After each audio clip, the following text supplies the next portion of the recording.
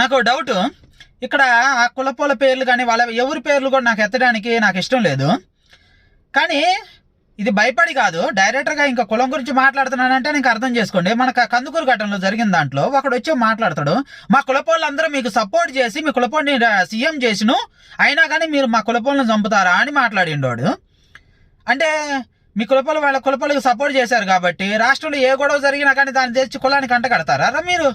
లేదు, మీ కులపోళ్ళే మీరు నా సీఎం అయ్యారనుకో ఇంకా న్యాయం జరిగినట్టేనా? చచ్చిపోయినోడు కూడా తిరిగి లేచి వస్తాడా? మరి కులాన్ని ఎందుకు తీసుకొస్తున్నారా మీరు? కుల రాజకీయాలు ఎందుకు చేస్తున్నారు?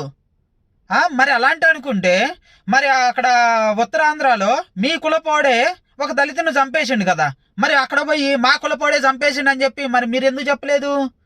అక్కడ దళితుని చంపారు అన్నారు, కానీ మీ కులపోడే ఈ పలాని దళితుని చంపినట్టు ఎందుకు చెప్పలేదు? కుల రాజకీయాలు ఎందుకు చేస్తున్నారా మీరు? రాష్ట్రాన్ని నాశనం చేయదలుచుకున్నారా?